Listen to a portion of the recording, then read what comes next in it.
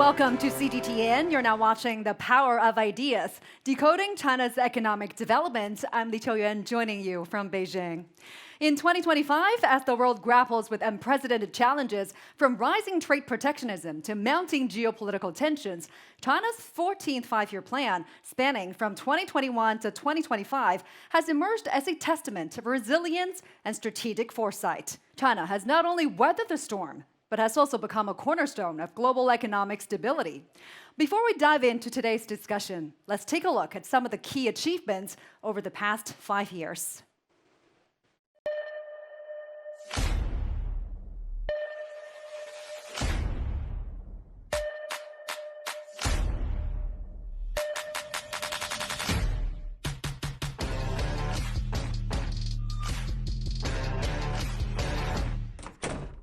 As China approaches the conclusion of its 14th five-year plan, the numbers are coming in, and they tell a story of steady progress. Between 2021 and 2024, the Chinese economy grew at an average of 5.5% per year, adding more than 35 trillion yuan in total output, close to $5 trillion.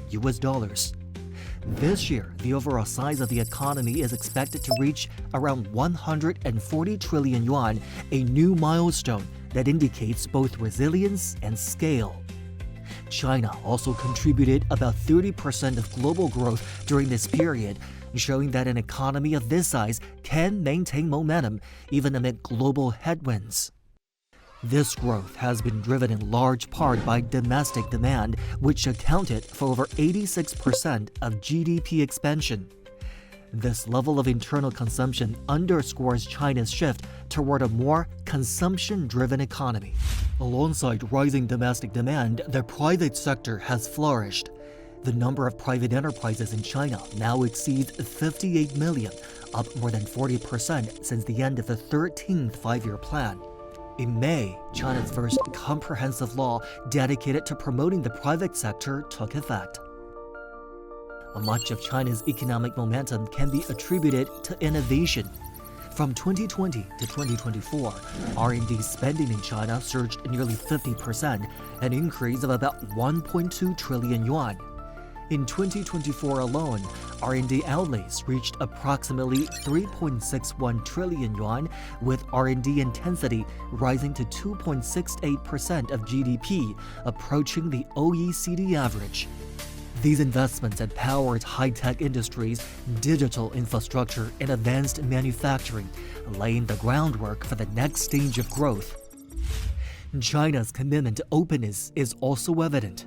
From 2021 to May 2025, foreign direct investment totaled 4.7 trillion yuan, with foreign invested enterprises now accounting for 1/3 of China's imports and exports and creating over 30 million jobs. At the same time, the country has prioritized a green transition, cleaner energy, and improved living standards, integrating sustainability into its development strategy. The achievements of the 14th five-year plan have laid a solid foundation as China prepares to start its next chapter in 2026. The focus now is on building on this momentum and continuing steady, sustainable progress. Remarkable progress, isn't it? Now, as we look ahead to the 14th or 15th five-year plan, some key questions emerge. What lessons can be drawn from the 14th five-year plan? And how will China continue to shape the global economic landscape in the years to come? Let me bring in our panel to unpack them.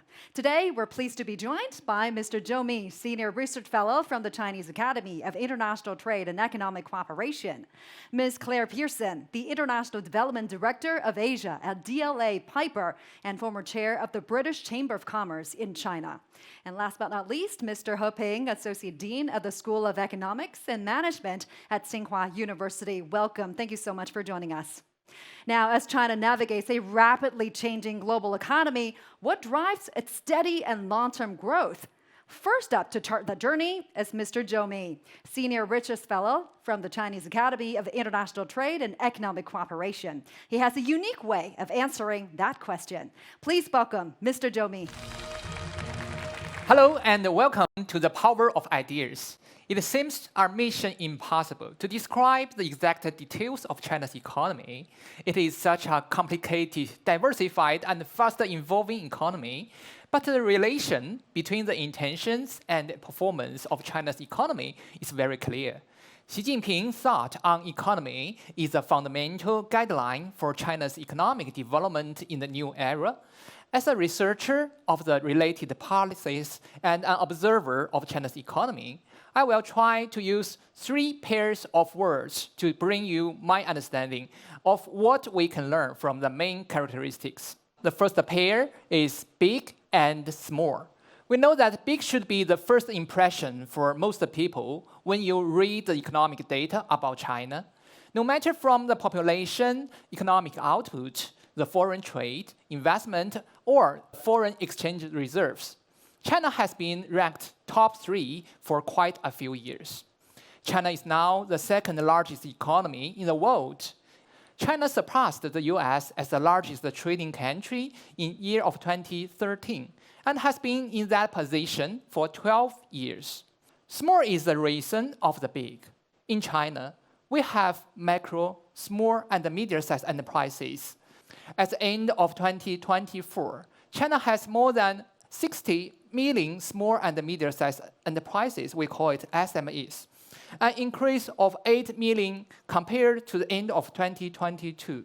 They are using all energy to look for the opportunities and then grasp them. Step by step, the startups have become the giants in the world market. The numerous SMEs have made the industrial chains more resilient, which help investors to focus on the core business in a much more efficient way. The achievements of these enterprises demonstrate that indispensable role in China's economy and society. That's why President Xi emphasized that SMEs are important to each household and have been a vital force to advance the innovation, facilitate employment, and improve people's livelihood. The second pair, hard and soft. China is leading the world in many areas of infrastructure. From the high-speed rails, highways, to bridges and ports, China's people are creating one miracle after another. Based on these connecting lines, the cargoes can move faster and cheaper, which is a successful story for development of society and the economy. These achievements are recognized by many developing countries. As one of the main ideas of the Belt and Road Initiative is interconnectivities. With a larger and larger coverage of national electricity grids and 5G network, the consumers benefit for easier connections and better communication ability. While the industries gain even more with easier paths for cooperating and optimizing in a larger area. Compared to the infrastructures, China's global governance is soft, but that's really important. President Xi just proposed the Global Governance Initiative at a critical juncture when the world is expecting stability and certainty. GGI covers 5 principles of adhering to the sovereign equality, abiding by international rules of law, practicing multilateralism, advocating the people-centered approach, and focusing on taking real results. The missing of the resilience and inclusion of the governance can only bring chaos and disorders. China actively joined almost all the working groups of improving the fairness of a global trading system. And China is coping with all its trading partners on improving the governance efficiency and helping those who need more support. China's advantages of both hard infrastructure and soft approach towards governance, both domestic and international, are providing the world greater certainty and more value-added choices. Well, the third pair are new and old. To be honest, Chinese people like new things. as an important stakeholder in the manufacturing. Chinese companies have already started to explore the frontier of the new areas. Take China's new energy as one example. It is developing in such an unprecedented way, no matter from the generation, distribution, storage, or even consumption. This sector is evolving rapidly to bring the world more surprises. These developments are not happening in a single company. The competition and consumption-driven forces have pushed the commercialization of lab technology so quickly. And these new products are shared with our trading partners. As the export of the new three, namely new energy vehicles, the lithium batteries, and also the photovoltaic products, as maintained the rapid growth in the recent years. But we do not only focus on these new things. As the world's largest manufacturing power of traditional products, China has a most important working force in the traditional sectors, like textiles, steels, shoes, furniture, etc. In China's modernization drive, these old sectors are not neglected or omitted. Chinese government is supporting these sectors to use new technology and update their equipment. The environmental protection, together with low carbon requirement, is promoting these traditional sectors to improve their efficiency while creating new jobs. As a matter of fact, each time when the technology drives the industry to a higher level, significant unemployment will follow. For China, build new first, then change the original is the philosophy of the solution. We do not want this new trend of industrial upgrades to destroy the people's livelihood. The economy is boosted from the high-quality development and green transition with clear targets and collective action. The new quality productive forces can be strengthened on all sectors and areas, which is definitely what we want to achieve as a common prosperity. As an important decision, China is trying to reduce the barriers of market, no matter on the border or behind it. Its super large market is the most important characteristic of China's economy, and its complete industrial chains help explore and realize every single possibility. It is also highly diversified. Shared future is not just a slogan. And the high-speed and sustainable development of China's economy means a lot for every country. China welcomes friends worldwide to share in its development opportunities, with a firm commitment to opening the door wider and wider. China's economy will benefit the world more in the future. Thank you. Now, as China continues to open up to the world, what does high-level openness look like in practice? Our next speaker, Ms. Claire Pearson, has spent over 2 decades working here in China. She is the International Development Director for Asia at DLA Piper and former chair of the British Chamber of Commerce in China. Ms. Pearson will explore what makes China's approach to openness distinct and what it means for global economic integration. Please welcome Ms. Claire Pearson.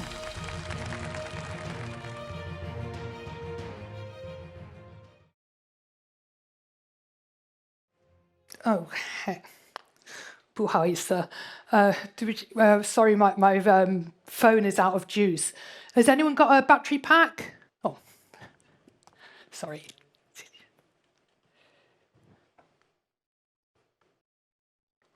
Actually, this is my metaphor for China's opening up. This, if you like, is the foreign country. This battery pack, that's the energy that all of you embody. This battery pack, what have we got here? What does China offer globalization 2.0? 3 things. High-speed rail, highways, high-speed internet, that's your 5G. And if countries want to leverage the 5% GDP growth which China offers, They have to be plugged in to what China offers them. This, if you like, are the countries, the 150 countries on the Belt and Road. Which are the countries in the world today which are growing at 3 to 4% GDP per annum? That's right. It's the countries that are using the Chinese battery pack. It's the countries in the Middle East, it's the countries in sub-Saharan Africa, it's the countries in Southeast Asia. And it's no coincidence that these are the countries that are connected to China, because countries that are growing in 2025 go up together with Chinese innovation. So I think what President Xi is working towards are basically three things. China will become, if you like, the largest spender in the world. That's number one. They will also be the best supplier because of you guys. There's 4.7 million STEM graduates coming out of China per annum. So this means the innovation is here. And that innovation is being exported down the Belt and Road to 150 other countries who are capitalizing on your growth. And the third area, it's going to be balanced growth. And that means extra healthcare spending, extra spending on education. So let's unpack these three areas a bit more broadly and maybe give you some examples just from my ordinary life. So number one, biggest spender. How is China going to achieve that? Not without a lot of policy innovation. The reason I like working in China is that it's policy-driven growth, which is enabling the economy to flourish. There's been the free trade zones, Shanghai, Guangdong, Hainan, all of them offering different characteristics for different types of business to flourish. I'm in Shanghai, so we like the financial liberalization. One of my friends has a robot agricultural factory in Guangdong. He used to have about 4 employees in 2011. He now exports to 31 countries because of the policies that facilitate the growth of his technological innovation. So the free trade zone that I have worked most closely with happens to be Hainan. And so I'll show you some of my buddies in Hainan. This is Professor Chang. He's an architecture lecturer. He's been teaching his students how to build houses entirely of recycled material. You know, I really like that. Hainan, for me, is like a big education innovation lab. China has offered it some amazing, amazing policies that's going to ensure that its growth is sustainable. Not just through its ecological innovation, but through policies like 15-15, 15% income tax, 15% corporate tax. Or the fact that the island is open to 59 countries visa-free. You know, Hainan just became part of the world economy. So that's number one. China has all these policies to turn it into the world's largest spender. Number two, China is going to be the world's best quality supplier. I have a lot of evidence of this as it happens, because I have been here a long time. I've been advising a lot of companies on setting up their Chinese joint venture partners. A lot of people have got rich around me, and it's because of the technological innovation that is systemic in the education system in China. And this is something I've really enjoyed witnessing in the last couple of decades. And most recently, you know, I experienced it. See this gentleman in the middle. How old do you think he is? He's 29. Do you know what he's holding? Does anyone know what those funny shades are? Yeah, you're all Gen Z. You all know what you're talking about. You're right. He's got a VR. I just bumped into this guy a couple of weeks ago, and he's from Guizhou. He said, "Do you want to try on these goggles?" I put it on, and immediately, like, the plush carpet in the hotel sort of turned into moon craters. Suddenly I was seeing what people who walk on the moon see. They see the Earth as this little fragile orb, which we shouldn't be polluting. It really was a transformative experience for me. That gentleman, he's 29, and he's with his buddy from Chengdu, Ada Space, working on satellites for China. And this weekend, I met a French lady, and she'd invited her 2 kids age 16, to come and live with her and her husband in Shanghai. So I asked the boys, why did you move here when you were 16? It's kind of a weird age to switch school. They said, we came to learn the Chinese that we'd need to make sure we got into the best aerospace engineering school in the world, which they considered to be Shanghai. So this was brand new to me. I introduced the two French boys to Warren from Guizhou. I was just watching their WeChat earlier today, and they were saying, sure, you can work on our satellite program. And I'm like, wow, imagine I'm a 19-year-old French kid being invited to work on the satellite program in Chengdu, which will enable self-driving cars to have less of a fraction error when a dog runs across the road. Opportunity is geographically specific at different times. And in your lifetime, it will be focused here. That's why I wanted to come to the university today, because you meet the best of the best in Chinese universities. And, really is a privilege to meet you, because the multinational companies of the future will emanate from China. I'm sure of it, because of this consistent ecosystem in innovation that you will be able to export as multilingual students to the world from China. Just to add a little more to that story, there's the gentleman from Chengdu on the right. He works at Ada Space. Warren from Guizhou, he's the programmer in the middle. And on the left, you've got Amir, who is he's based in the UK, but he speaks Arabic because he's originally from Syria. And he's already signed an MOU with those guys. Because when he saw those guys in the lobby, he recognized they were speaking to a Saudi Arabian investor. He actually could sense that he was from Saudi Arabia and said, oh, can I join you? And they started discussing investment in the innovation created in Guizhou for the Chengdu Satellite Lab. Now, it's this sort of catalytic opportunity that used to make me want to live in other countries that is afforded to me here that keeps me in China.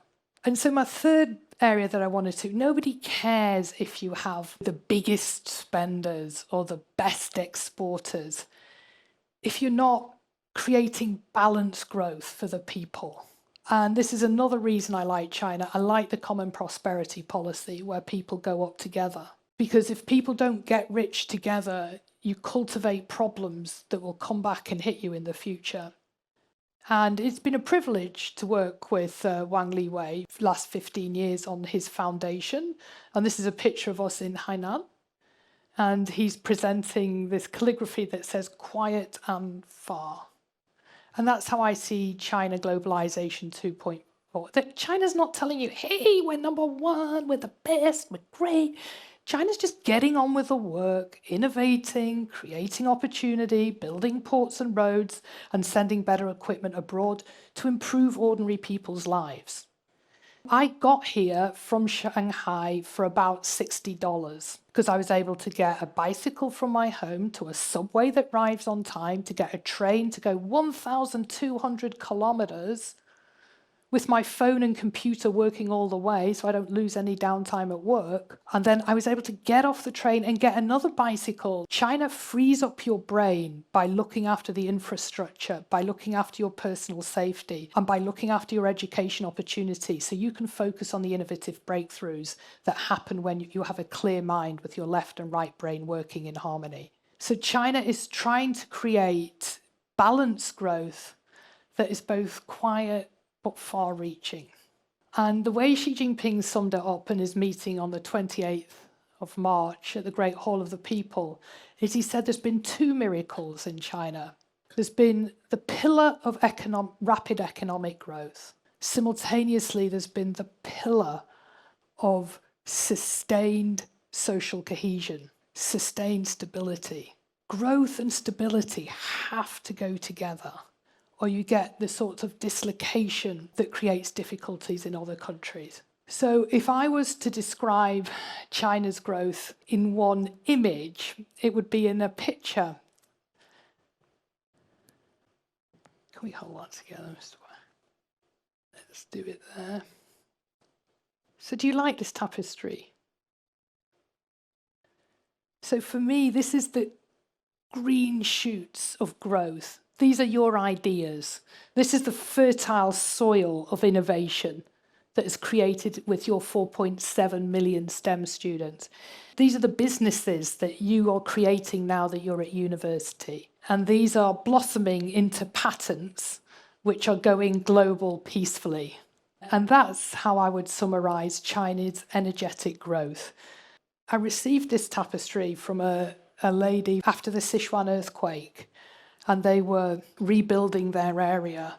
And I always think China is somewhere, whatever happens, it will not only rebuild its own economy, but maybe it will export that green growth to other countries to rebuild a broken global economy.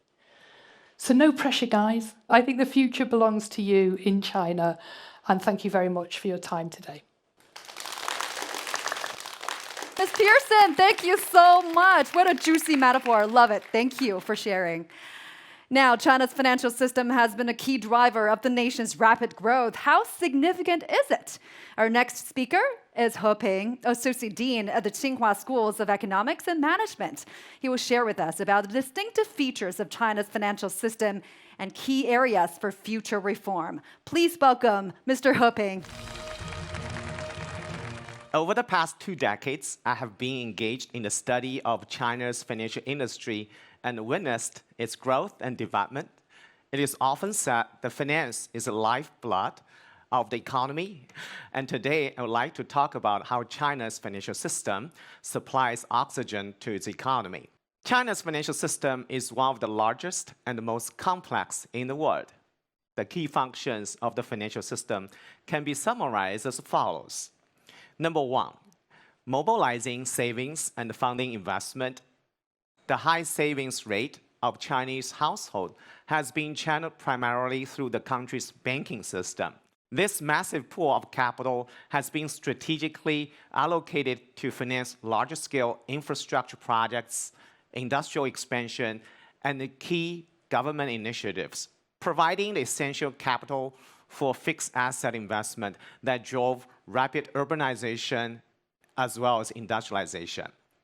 In recent years, the growth rate for high-tech manufacturing loans have been consistently 5 to 10 percentage points higher than the general manufacturing loan growth.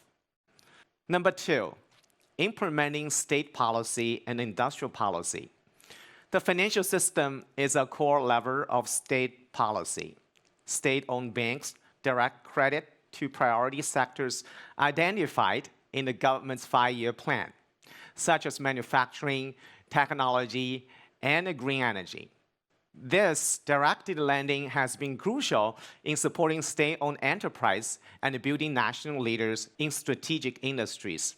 For example, the PBOC's carbon emission reduction facility had guided financial institutions to issue over 1.38 trillion RMB in carbon reduction loans by the second quarter of 2025. Number 3, maintaining macroeconomic and social stability. The system provides the government with powerful tools to manage the economy. The People's Bank of China uses controls over interest rates and reserve requirements to steer growth. It has also been used to support social goals, such as poverty alleviation through targeted lending.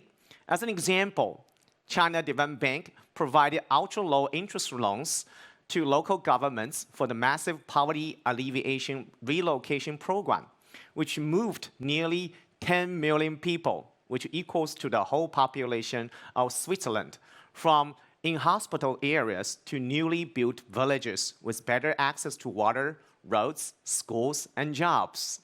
China's financial system is unique, representing a hybrid model that blends the visible hand with market-oriented mechanisms with the following key features. Number 1, the visible hand. The Chinese government acts as a regulator, moderator, and a capital provider in its financial system. Credit is often allocated to align with national strategic goals and industrial policy. The government sets lending quotas and provides window guidance to financial institutions. The interest rates, although liberalized, are still influenced by the central bank.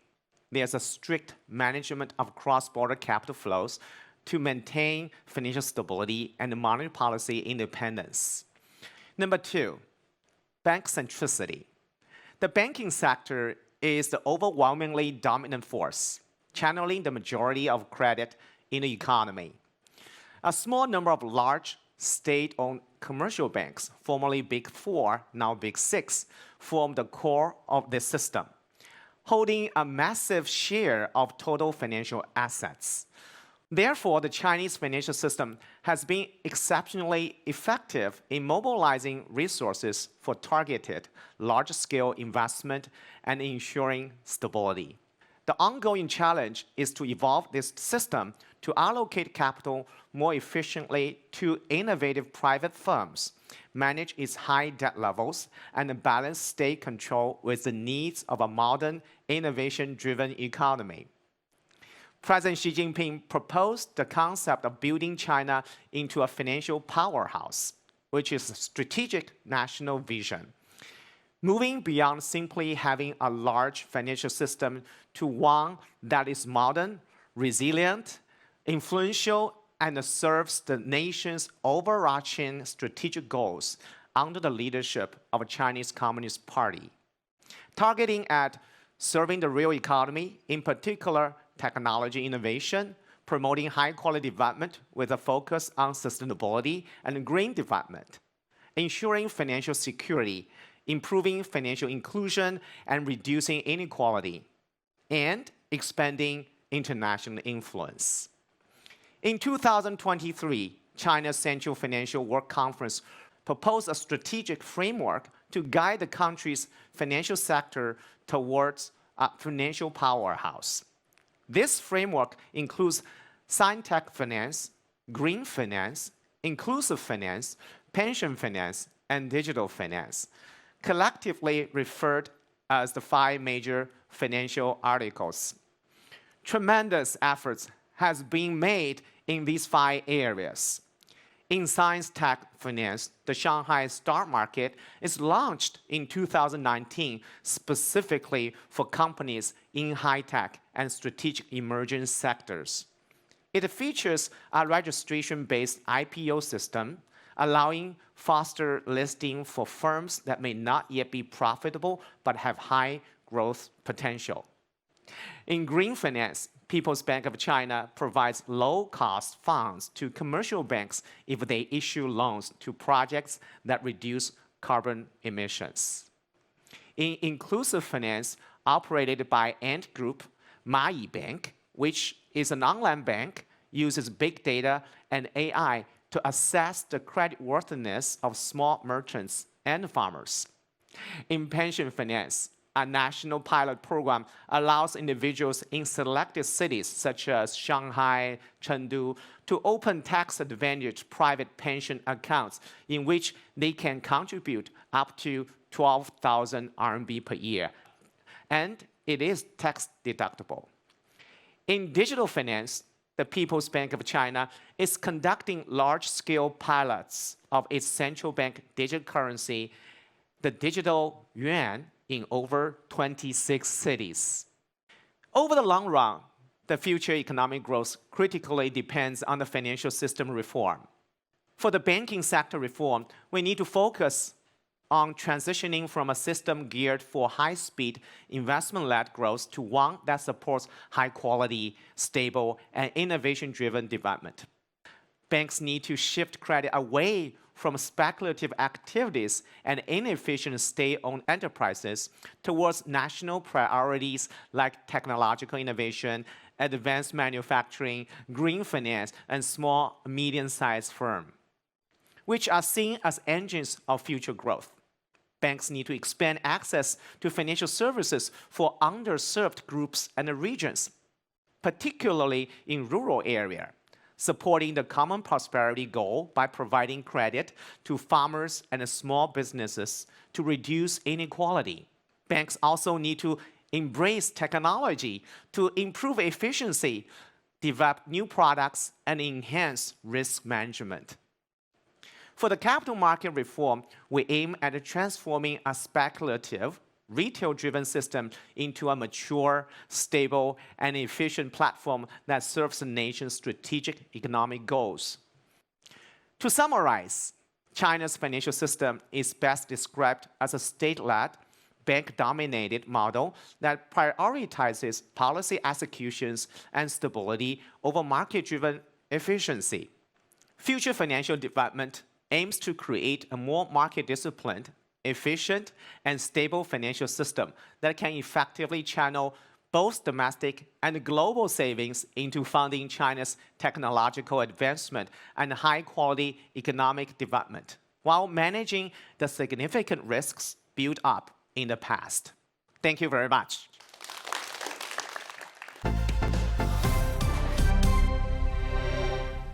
Welcome back. You're now watching The Power of Ideas. First of all, thank you so much again for joining us today to decode China's economic development. We would like to crank up things a little bit. Hotter takes, deeper dive, panel time, tougher questions. All right, so we want to start by examining the transformation that China has gone through in the past 5 years, because by decoding what the 14th five-year plan has accomplished, we might be able to get the GPS for the next 5 years, right? So let me first start with Mr. He here. What would you say was the biggest economic win from the 14th five-year plan, and what kind of lessons should we carry straight to the 15th five-year plan? I think there are two things I think the government has making a lot of efforts on. Number one, I think trying to control the risk in the financial system to make sure the economy could be stabilized after all these years of fast growth. I think this is very important, including in the real estate market, in the local financing vehicle for the local governments, the debt problem. All these kind of risks kind of coming out in recent years.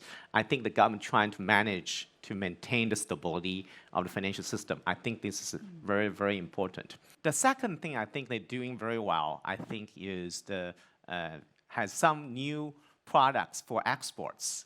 People probably have heard of the term, the new three, including electronic vehicles, batteries, and the solar panels. These new threes kind of replace the old products for exports. Because over the past 5 years, we since Donald Trump, for example, took office in 2018, I think there are a lot of turmoil in the external environment for Chinese exports. But China managed to identify new products for export and having achieved a great numbers in terms of exports. I think there's a second thing they are doing very well. The third thing also they're doing very well, trying to promote more innovation in the economy instead of heavily relying on investment like infrastructure, like real estate. Promote technological advancement through like the Shanghai stock market, through like a registration-based IPO system, etc. I think these three things kind of direct the future, kind of give us the future direction for the economy, economic growth. Also lay down very good ground for future growth, I think, yeah. And Mr. Zhou, let me bring you into this. You used 3 interesting pair of words, big and small, old and new, and hard and soft. You used those words to describe China's economy. How do you think those concepts could explain China's resilience we've seen in the past 5 years? Well, it is true that when we are looking at the development and the resilience of China's economy, I would like to also use the 3 areas of discussion. The first one is from the supply side, and China is the country with the most complete industries, as everybody knows that. And I think that is not just happening overnight, because we have keeping our opening up policies, and we welcome the investment from other countries. So they come here, it just settle there, and they have a lot of supplies, according to their abilities. So there are a lot of complete industries about manufacturing, and all this happened because of the competition. The Chinese government respects the market, and they want the market to play the key role in promote the abilities of the companies. And they really are providing so many possibilities, like for the NEVs, the new energy vehicles. Why we are exporting so many of these new NEVs? Because the markets really need that. And they really want to have that because of the functions, because of the affordability, and also a lot of more characteristic. And the second thing is about the demand. I mean, the China's economy is so important, in the previous several years. It's not only coming from the outside of us. We also have a very large improvement on the integration of the China's domestic market. We are establishing several clusters of the very important cities and trying to connect those cities together. So these kind of behaviors or actions has promoted the connectivities of the Chinese domestic market, and we have promoted so many new policies to let the data flows, the people flow, the capital flows more freely. I think that kind of measurements are really helping the market to have a bigger and more and stronger demands.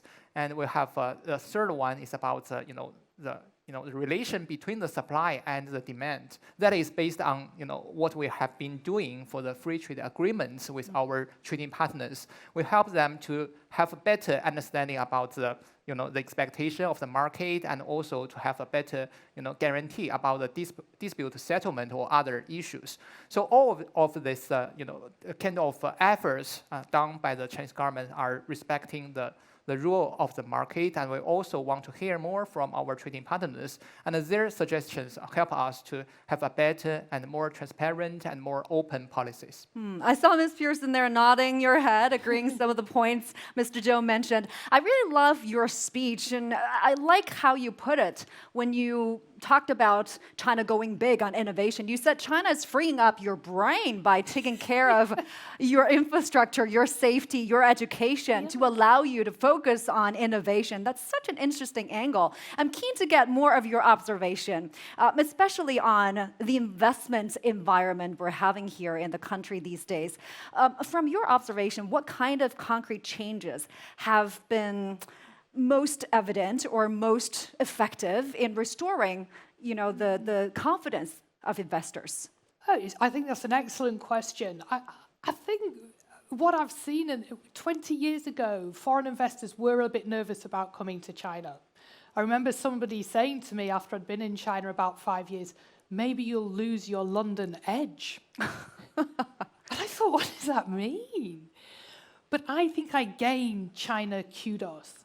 Because in the West, we have these concepts of things like, are you an expert in change management or risk management? Every CEO working in China for the last 20 years, going through a period of 10% GDP growth per annum, is an expert and leader in change management. The world today is changing globally, geopolitically, and people are not equipped to deal with this massive change unless they've been living somewhere as dynamic as China. So I would say the investment environment is not for the faint-hearted. It has to be people who are up for the China challenge. But when I talk to risk managers who say, oh, we shouldn't go to China, I'm like, yes, you should. The risk isn't going to China. The risk is not going to China because your competitors are here, accessing the biggest market, cultivating all the countries that you meet. You and I know that within an hour of this studio, you will meet A-class diplomats from 190 countries, because everyone's sending their diplomatic A team to China at the moment. So I would say, what's the Chinese? Meo Anchuan, Meo Jingji. No peace, no opportunity. China gives you peace of mind because it takes care of the transport, it takes care of the connectivity, it takes care of the things that hold you back in cultures that aren't so expert in consistent change.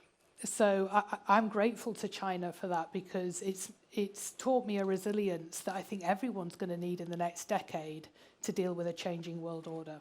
Changing management, change management. Do you like that? Such a fascinating term, and so fitting for the world we're living in. Everything is changing so fast. Mr. He, with everything changing so fast, how is China balancing its traditional industries, though, with its expanding sectors, such as new energy, renewable energy, and digital technologies? How are you looking at the way China's doing it?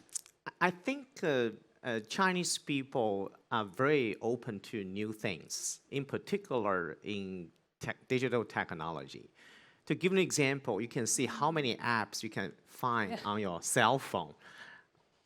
it's amazing, right? You can pretty much do everything, like ordering the food, like reserve a hotel room, reserve air tickets, train tickets, restaurants, everything you can possibly think, it's on your cell phone.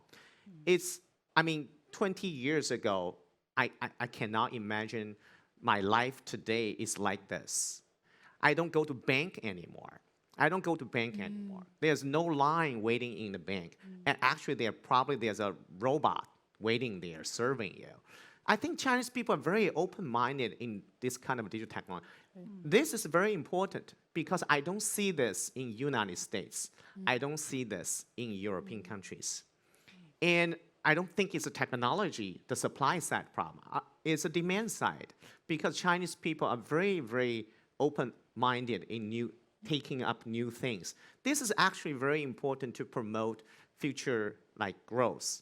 And these people has such a powerful consumption need and open-minded. I think this is gonna be a new engine for Chinese growth for the next 20 years, 50 years.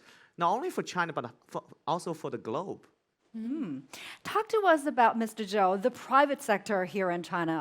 A misconception about China's economy is that it's all about the state-owned enterprises, but in fact, China does have a pretty vibrant private sector. Talk to us about the SME's role in innovation and cultivating the innovation ecosystem here in China. Why are they so crucial to drive China's modernization efforts? Well, we know that innovation is a kind of a characteristic of China's economy, and I think the SMEs are really important, kind of entities to do with the innovation because, compared with other markets and the economies, maybe the competition in China is most serious and most kind of heavy for those companies. So the SMEs are really trying to find some possible way of getting some profits. So they have to do more things instead of just trying to reduce their prices for competition. I think that is basic ideas. The companies really need more profits. They need more returns. They have to find some way, maybe cooperation with the universities or the labs on the technology transfer.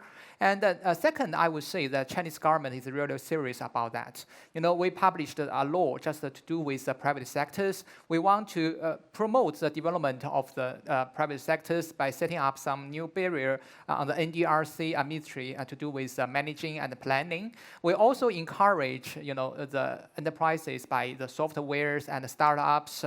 So there are so many things that we are going to support. Even for MOFCOM, we are supporting the export of the small and medium-sized enterprises in a bigger extent.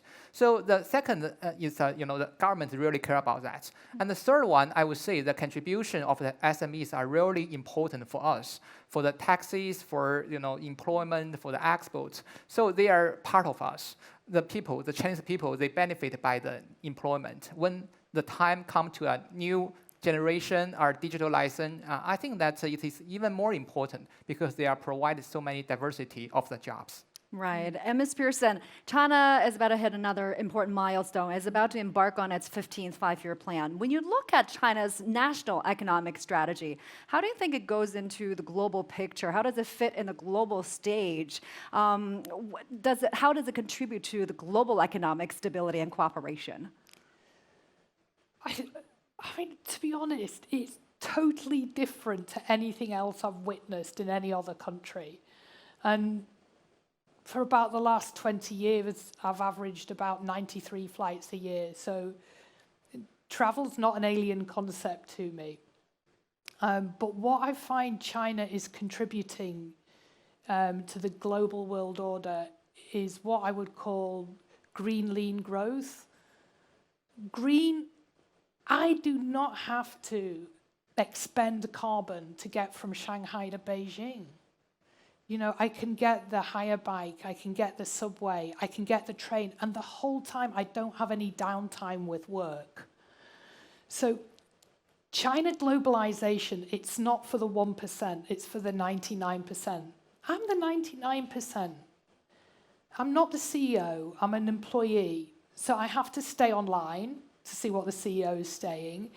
And yesterday when I was on the train, there wasn't one point on a 4.5-hour train journey where I went offline. My hotspot on my phone worked the whole time. I was in email communication with my colleagues. The sorts of things that slow down businesses globally are because they're not looking after the majority. They're looking after the wealthy minority. And what I like about China is I'm kind of the majority person. I get the subway, I ride a bike, I get a train, I need to turn my work round within a certain KPI time. I need to answer the client call, and I need the phone to work whilst I'm on the train. And I need to be able to patch in 5 people from 5 other countries and maintain connectivity for 1.5 hours. If I could define what China's contributing to the world, when I look at some world leaders, I don't think they've ever taken a bus. I don't think they ride a bike. I don't think they get the train. I think they've been chauffeur-driven since they were 6, and they don't understand what the majority need. When I look at Chinese leadership, they've worked in the countryside.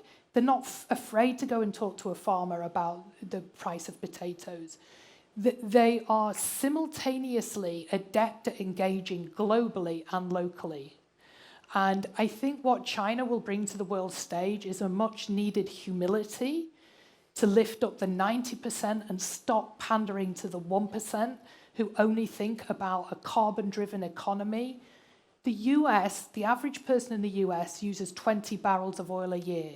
The average person in Europe uses 9. The average person in China, 3.5. China is Taoist, Taoist, pantheist, holistic, communist. These aren't dirty words. These means holistic growth for the masses rather than carbon-laden pollution for the minority. And that's what I think China contributes to global growth. Such a fresh perspective to look at things. Thank you so much for sharing your take and your perspective. Guess what?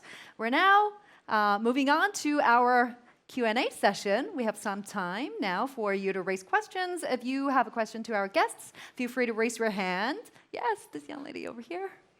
I want to ask a question to Mr. Zhou. And Mr. Zhou, you mentioned before that the large market of China as well as the complete, industrial chains have created tons of opportunities in the whole world. So I am wondering that which opportunity you think that our young generations, especially the college students, should focus on in the near future. Thank you. Well, it is a very important question because when we're trying to change our career life from the study to do something, it's really our kind of things. But personally, I would say there are so many diversifies that you are having to pursue your inner ideas about what you really want to have. Like for the people who want to do the research, maybe you can go to the research institution. People who want to do the business, maybe you can go to the business. But I only want to give you some of my ideas. The first one is definitely the trend. The trend is about what Chinese people are really having in the future. As we all know that there are so many protectionism, unilateralism. The world is changing its ideas about how can they judge the people from certain country. I mean, the Chinese people becoming more popular in the coming future. Like if you go somewhere, you will be more prone to see that you are Chinese. And at the same time, in the Belt and Road Initiative, we have so many new orientive of the corporation, like the manufacturing or industrial or infrastructure. I think that we can try to expand our vision in wider areas to find some new opportunities. And the second, I think that is also huge demand because I have went to several conferences this year. All of these traditional industries, like the textiles, like the steel, they want to some change. They want to some transfer. I think that also bring us more demand for the people who are able to support them to do that.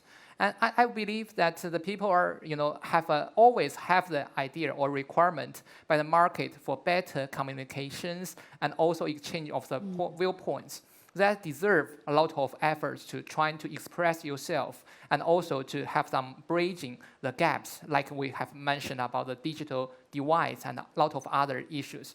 The third one, I think that is also true, that we are, stepping into our aging society. The Chinese people are changing its democratic structure. So we have so many new demand from the senior persons. That is a huge, untouched market for a lot of Chinese enterprises. I think that is also worth some kind of experiences or innovations.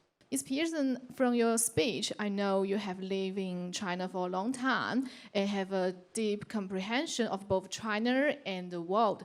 So I wonder, from your 2 decades of experience in China, what advice would you give to Chinese students who want to connect with the global opportunities while starting their careers in the future in China? Thank you. I really like that question. You just did it then. You've studied really hard to learn English at that level to ask me that question. So I think you've put in the hard work, frankly. And so it's about capitalizing and knowing that you deserve the global opportunities. I often meet foreign students, and what distinguishes them from you is they have disproportionate confidence relative to their innate ability. That's a very polite way of saying very arrogant. So what I find about Chinese students is there's sort of it's a deep nucleus of talent there. They're really, really capable. I meet people with 5 languages, PhDs, but don't go towards the problem. So the one thing I would say is be like Steve Jobs. He was 13 and he phoned up Mr. Hewlett, the CEO of one of the largest companies in the world, and asked him for some bits for his company. You wouldn't believe how bored old CEOs are. Old CEOs are like rich, sort of bored, and then really capable people like you come towards them and ask a great question in their language, taking a big risk at being rejected. I would say to students, enjoy rejection. Because maybe rejection's their problem. Maybe they don't know that China's a fifth of the world, that China's producing 50% of the patents for the world for the last 3 years. That Chinese people are cultivated and they're sort of immersed in a civilization that has an innate respect for education, lifelong education. And that's what I love most about China. Nobody minds being the student. So I would say, even when they're 50, they don't mind learning something new. I love that about China, because most people in my society, when they feel ignorant, they're kind of embarrassed because they shouldn't be 50, 60 and ignorant. China, people love it. Just to your point, Mr. Hood, they love getting a new app, a new phone, a new robot to clean the carpet, whatever. There's a robot in the block where I live that always greets us when we come in. I'm like, whatever. You expect that in China. So for the students, I'd just say, get embarrassed. Write the letter, send the WeChat, write the email. The worst they can do is go, hey, you know what, I'm kind of busy, and maybe that's their loss. Maybe you know something they don't. Because the power in companies today isn't in what I would call diversity, it's in inclusion. And companies which keep the door open to different generations, to different perspectives, and to people from different civilizations will have the profitable companies of the future. So you should really be on boards, because the consumer of the future is probably looking a lot more like you than me. It'll be a young Chinese woman, not an old white person. So you should phone them up and go, hey, how's your company going? Oh, profits are down. Interesting. Maybe you need to meet the consumer of tomorrow. That's me. Be bold, be fierce.